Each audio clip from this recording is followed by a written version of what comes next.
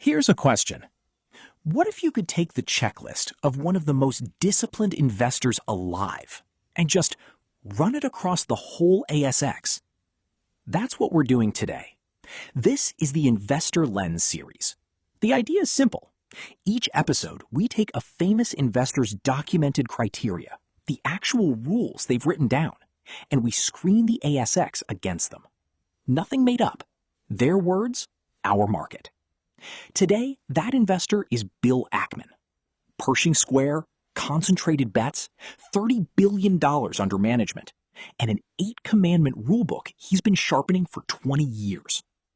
We pulled those commandments from his shareholder letters, his interviews, and his Columbia Business School lectures. Then, we pointed them at the ASX. Let's see what survives. Before we do, though, quick disclaimer. Nothing in this video is financial advice. I'm not a licensed advisor. This is purely educational. Do your own research. Talk to a professional if you need to. All right, let's go. So, who is he? Bill Ackman founded Pershing Square back in 2004, and the thing to know is how he invests. He runs a tight portfolio, sometimes fewer than 10 positions, and he holds each one for years, not months, years. He's really known for two things. The first is the big activist campaigns. You might remember his famous bet against Herbalife, or the restructuring push he led at Canadian Pacific Railway. And the second is an almost obsessive focus on one idea: business quality. His defining line is about as blunt as it gets. He only wants to own the best businesses in the world. But that just raises the real question, doesn't it? What does best actually mean to Ackman? That's what the whole lens is built on. Across 20 years of shareholder letters, Ackman has spelled it out in precise, repeatable terms. So we distilled it down to 5 non-negotiables. 1. Simple and predictable. He wants a business you can describe in 2 sentences. If you can't forecast the revenue without first forecasting the whole economy, he's out. 2. Free cash flow. Not earnings, cash. The business has to keep turning profit into real cash that management can actually put to work. 3. A dominant position. Number 1 or number 2 in its core market. And the pricing power has to be shown, not just assumed. 4. High return on capital. Return on invested capital above 15%, held there for 5 years. This is the filter that quietly removes the capital-hungry businesses, no matter how good the revenue line looks. 5. A strong balance sheet. Net debt to earnings below 2.5 times. No dilutive equity raises. Ackman really dislikes financial fragility. And here's the strict part. These 5 are non-negotiable. Fail even one, and a company doesn't make it through the screen. So here's how the screen actually ran. We started with the full ASX universe, more than 200 companies, each above 1 billion Australian dollars in market cap. Pass 1 was a sector filter. Ackman openly avoids businesses where the outcome rides on commodity prices, interest rate cycles, or regulatory capital. That alone strips out the miners, the big banks, and early-stage biotech.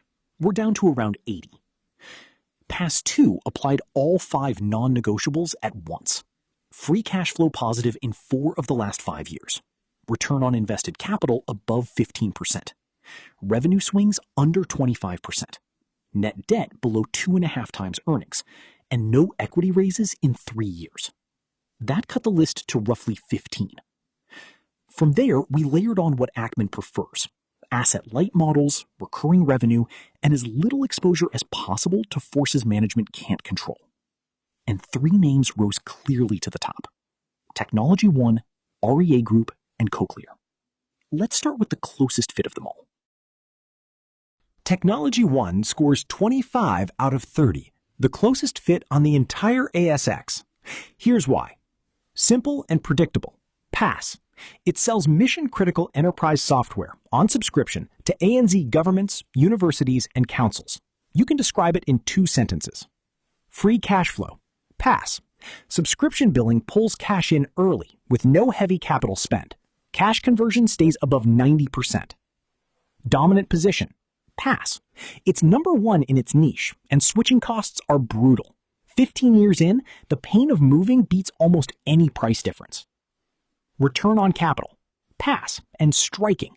Return on invested capital of 71%. Return on equity of 33%. Both held across 5 years. Balance sheet. Pass. Debt-free, net cash, no dilutive raises.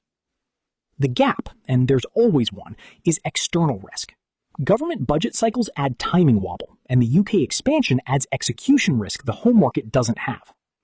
But against the full checklist, it's about the model answer. Second is REA Group, 23 out of 30. It's Australia's dominant property listings platform, and the model is simple. Agents pay to reach buyers, and it's woven into how property changes hands. 6 of 8 criteria are clean passes. Free cash flow around $718 million, return on invested capital of 34%, the number one spot with real pricing power. The 2 it only partly clears are the balance sheet, some debt from overseas deals, and external risk. Its volumes move with the property cycle, which Ackman likes to avoid. News Corp also owns 61%, limiting capital flexibility. Now flip it around. Why Australia's most valuable company doesn't fit at all. Commonwealth Bank fails 2 non-negotiables. First, simple and predictable. Its margin shifts with every RBA move, and its credit quality rides the cycle. You can't model it without forecasting rates, credit, and housing. Second, limited external risk. It's wired into RBA policy, the property cycle, capital rules, and global credit. None of it in management's hands. CBA is a great business. It's just not what this lens was built to find. Now, every screen has blind spots, and being honest about them is the whole job. Here are the 3 that matter most for this one. First, management quality. The screen reads financials. It doesn't read character. Ackman's real edge was judging whether a management team would hold the line when things got hard, whether they thought like owners. That's a human call. No metric on a spreadsheet captures it. Second, valuation and timing. The lens tells you which businesses are high quality. It does not tell you when to buy. Technology One at 80 times earnings is a completely different risk from Technology One at 30 times. Quality and value are 2 separate questions, and this screen only answers one of them. Third, the size problem. Ackman builds big, concentrated stakes in large companies, partly so he can lean on how capital gets allocated. The ASX names that pass this screen are simply too small for that activist playbook. So we're borrowing how he thinks. We're not copying what he does. Use the lens to spot quality. Then do your own work on price and timing. One thing to take away. Quality businesses look remarkably similar everywhere. Simple models, real cash generation, dominant positions, high returns on capital, clean balance sheets. Technology One, REA Group, Cochlear look like that because they are that. Ackman found the structure of a great business repeats across markets, cycles, and geographies. The ASX has its own smaller, less famous versions, and the same pattern shows up here at home. That's the point of this series, not to copy what famous investors do, but to borrow how they think. If you want to go deeper, the playlist's in the description. And if this helped, subscribing keeps the channel going. Thanks for watching.